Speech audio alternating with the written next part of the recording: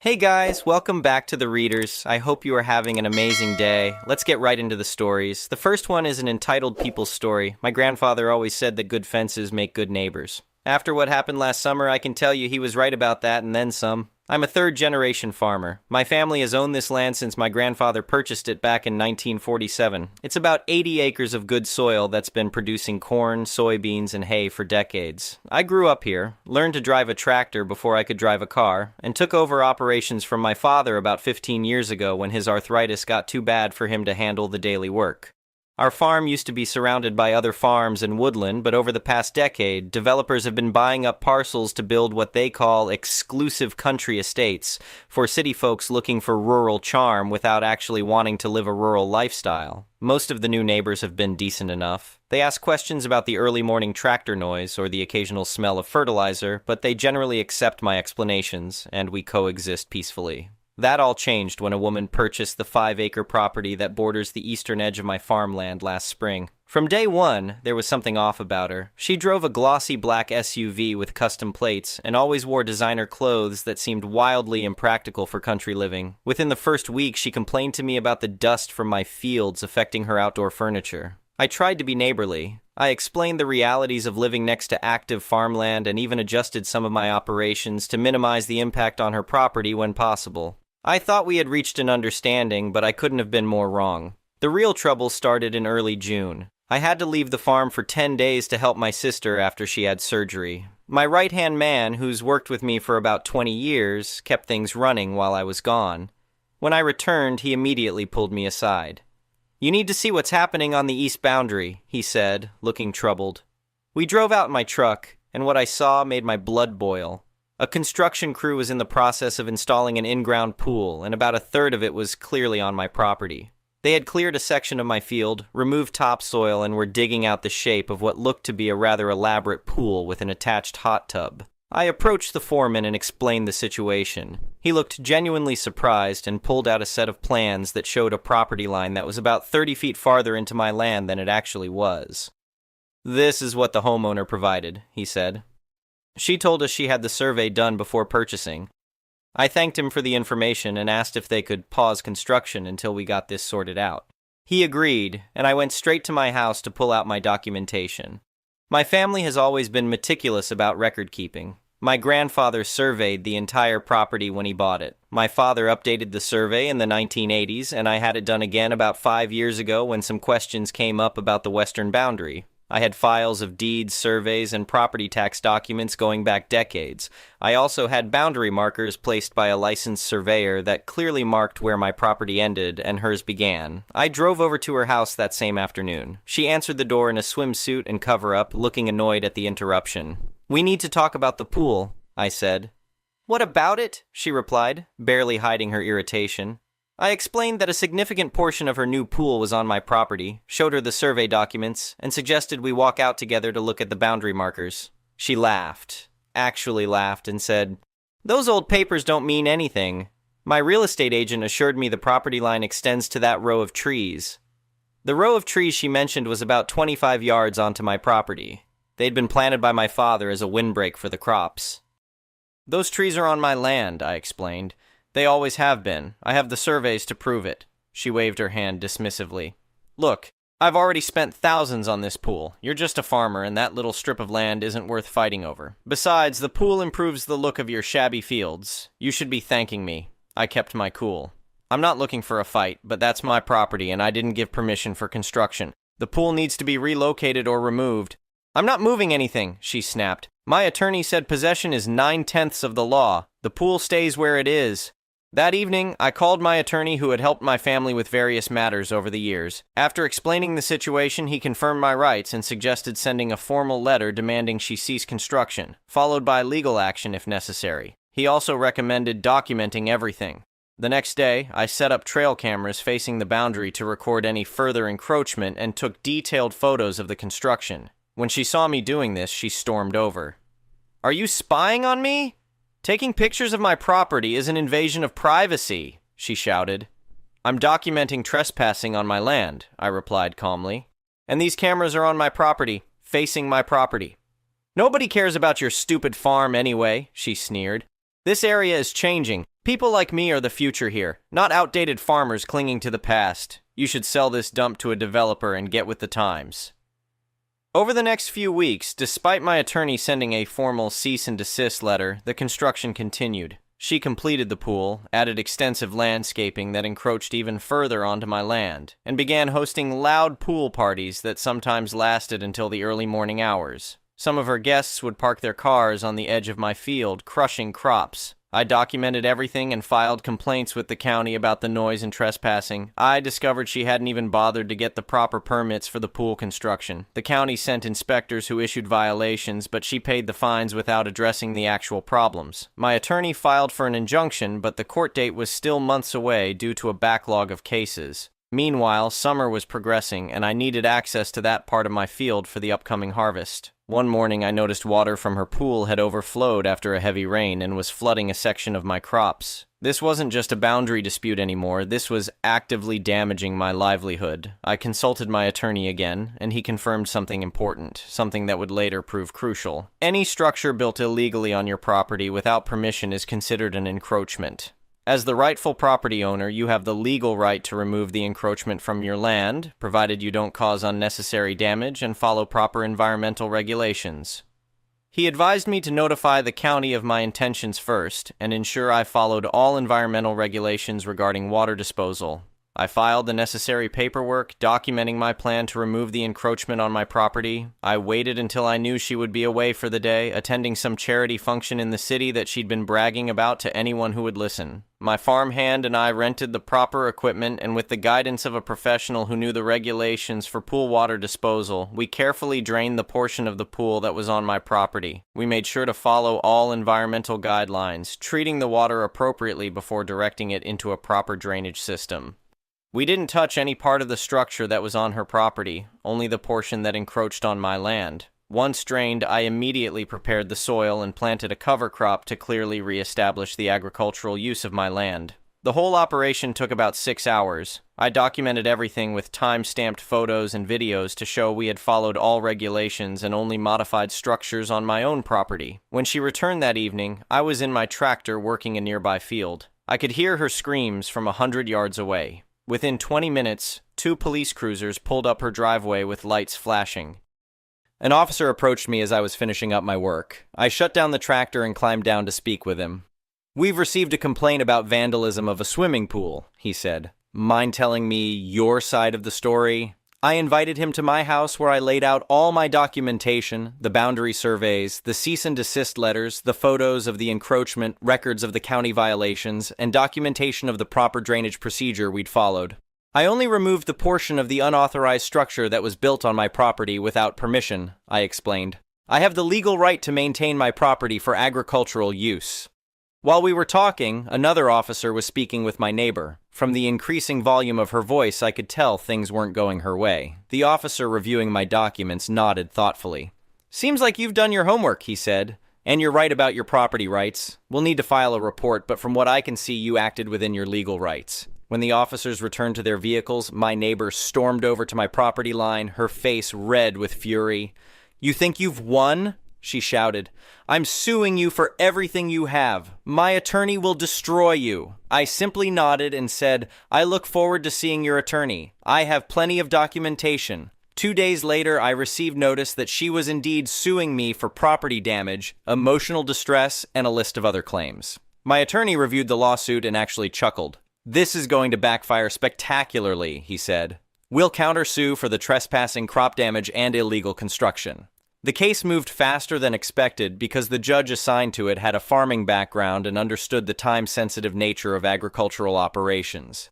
During discovery, things got even more interesting. We learned that she had deliberately misled the pool contractors about the property line, showing them altered documents. We also discovered she had never even consulted an attorney before building the pool, contrary to what she had claimed to me. The surveyor who testified confirmed that my boundary markers were correct and that approximately 38% of her pool had been built on my property.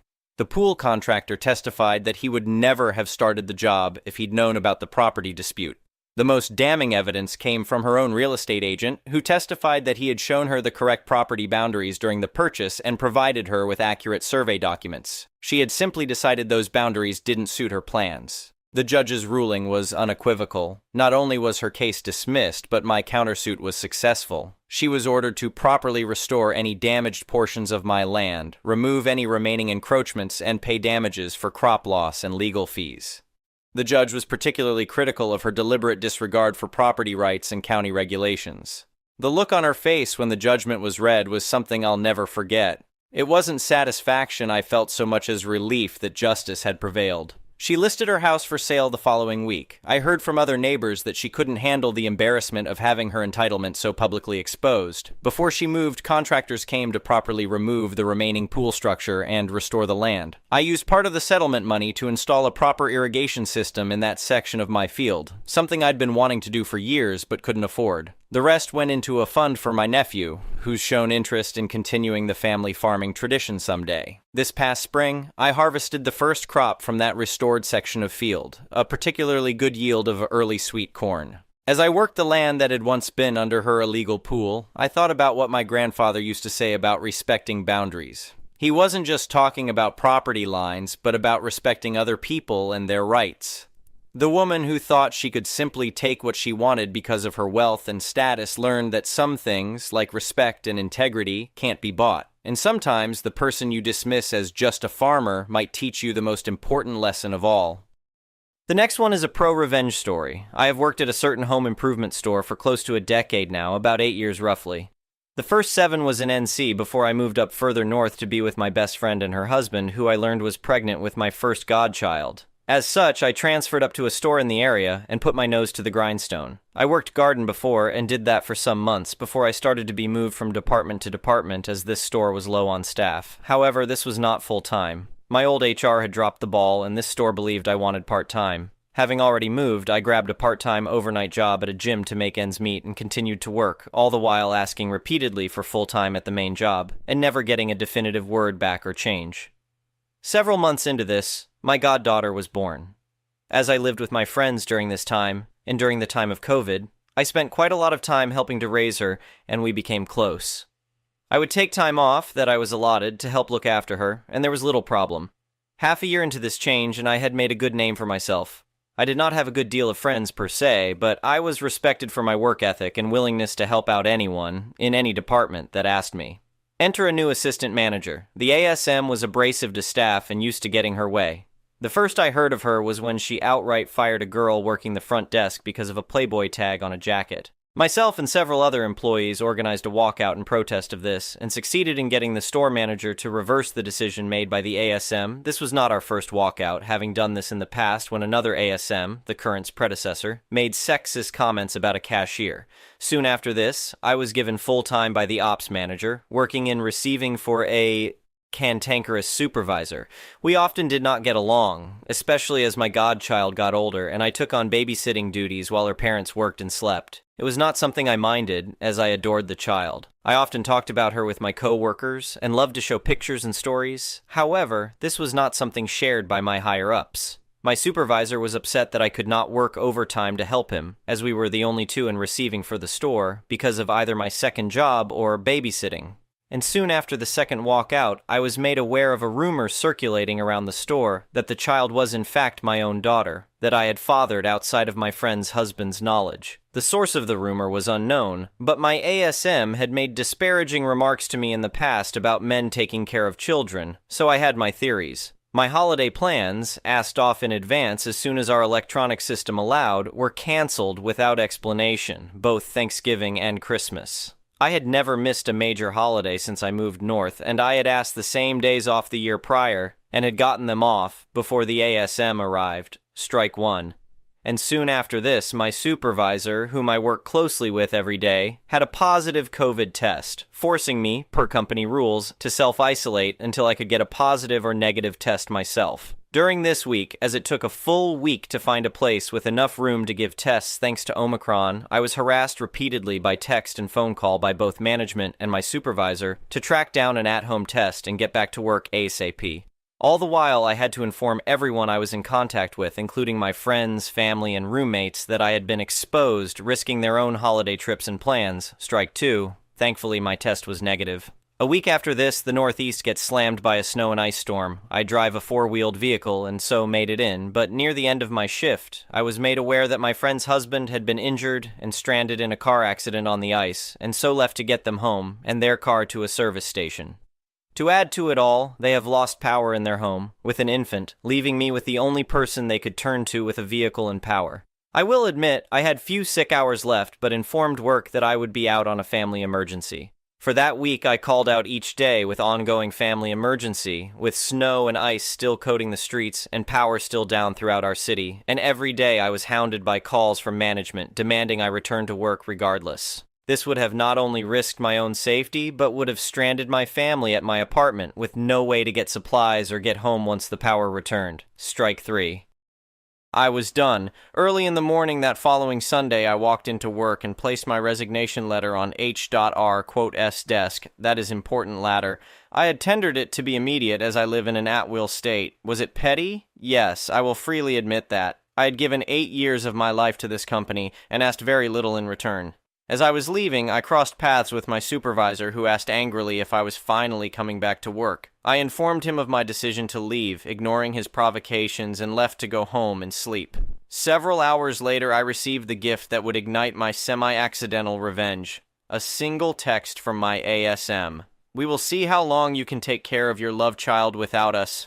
Well, seems I found my probable source. My friends had been made aware of this rumor from the start. I did not hide anything from them, and did not want any kind of rumor, however unlikely, to reach them from anyone but me. They are my closest friends and compatriots, and have given me the greatest gift in the form of my godchild, whom they insist I call my niece, as I am family. Love child feels like a slur against her, and I am not cool with that, and neither are they. However, they informed me of the monumental screw-up my, now former, ASM had made. It was time for corporate HR to be made aware, and so I began to compile my evidence, the text from my supervisor, the call records and messages left, and this holy grail of a text message. If I was going to leave, I was at the very least going to give some blowback on the team that had been so willing to target me. What happened after is secondhand from friends I had still at the store, and so I cannot entirely verify all of it, but the ASM played herself. The following day, a meeting of management and supervisors was convened, where the ASM made it known that I had been fired, not self-terminated, for job abandonment and immorality. And unless I am grossly misinformed about the nature of American retail work, immorality is not a fireable event. To my supervisor's credit, he defended me to the ASM, and was fired on the spot. The store's HR rep, having earlier gotten my printed termination letter on his desk, made it known that I had indeed not been fired, but left on my own. And the ASM attempted to fire him as well, in front of the staff, and from there, it spiraled. According to my source, entire departments began to walk out, or outright quit, having had their own problems with the ASM appliances quit to a man. Garden left with their manager to work at a competitor's, as he had been working on this well before my saga began. Front desk walked out in protest, as it came out that the ASM had threatened and blackmailed several Muslim part-timers to not wear their headscarves if they wanted hours. Lumber, Receiving's main partner, quit. ProDesk joined the front desk protest as one of their number. A Sikh man had also been threatened. Cashiers, both head cashiers quit, and the other trained cashiers walked out with the desks. Ops manager had informed the district manager and quit outright before he arrived, walking out with the HR rep and my old supervisor. My source's last report of the ASM was seeing her sprinting to her car after having heard that the district staff was inbound, and the store manager was forced to shut the store down for the next 2 days, last I've heard. I've been in contact with the other injured parties, and we're compiling all the evidence we've collected, as several of the families are hiring lawyers. I suspect the company will attempt to keep this quiet. I just never suspected that anything like this would happen. I have a full-time position at the gym upcoming, and I've been enjoying the extra sleep and time I get with my family. I'm never working 56, 64-hour weeks ever again, and I will never darken the doorstep of that store again. I hope my ASM enjoyed the temporary rush of power. I suspect she won't get it ever again, at least not in manager positions. The next one is a malicious compliances story. This happened a few years ago. I no longer work with this company because this MC isn't the first time where I thought my personal health and safety was taking the back seat to the requirements of the company. I worked for a security company. My assignment was the vehicle depot lot for the gas company. My duties were to sit in an aluminum trailer shack in the corner of the lot and monitor for suspicious activity. In Philadelphia, many of these areas were targeted by catalytic converter thieves. I was also supposed to make a patrol every hour to ensure the security of the site. Other than my patrols and to use the bathroom, I was not permitted to leave the box for any reason. My uniform was my usual long-sleeve button-up shirt and long pants, but also I was required to wear a boiler suit and hard hat for safety from things I might encounter on my patrols. Originally, I only wore the boiler suit and hard hat to do my patrols because it was July and the air conditioner in the box didn't work. However, my site supervisor came for inspection and threatened to fire me if I wouldn't wear the boiler suit and hard hat while sitting in the box as well. So I did. The end of July, beginning of August 2022 was one of the worst heat waves in Philadelphia history. On a good day, it was 140 degrees plus in the box as it was made of aluminum and sitting in direct sunlight for the duration of my shift. 3 days in and I passed out standing in the men's room from advanced heat stroke. The gas company staff called an ambulance for me. I was airlifted to the hospital. Traffic in this part of the city was notoriously terrible late afternoon, early evening, and every second counted. At the hospital, my body temperature was 105.6, and my pulse was a blistering 147. It took doctors 2 days to get my temperature back to normal and address all of the damage the excessive heat had done to my body. While I was getting life-saving care at the hospital, my abandoned post was infiltrated by 3 men who stole the catalytic converters from 18 vehicles. The parent company was livid, and when I was inquired as to why I wasn't at my post when the theft occurred, my doctor at the hospital took the phone and informed them of my condition upon arrival at the hospital. In the aftermath, I was reassigned. The broken air conditioner in the box was replaced by a 40,000 BTU unit that required a separate generator to power. A few weeks later, my security company lost its contract with the gas company after my replacement fell asleep in the box while the thieves returned to steal another 20 catalytic converters. The next one is an entitled people story. So, this happened yesterday, and I'm still trying to process the sheer audacity of it all while also smug at the result. It's Ramadan, and like most malls here, they open at 3 p.m. on weekdays and stay open until 3 a.m. Plenty of time for everyone to shop, eat, and do whatever they need. But apparently, that wasn't good enough for one ultra-entitled Karen who thought she was above the rules. I got to the mall around 2:30 p.m. to grab a good parking spot before the pre-iftar rush to catch some shopping for my wife. A few other cars had already started forming a queue outside the parking entrance, all of us patiently waiting for security to open the gates at 3 p.m. sharp. Everything was normal.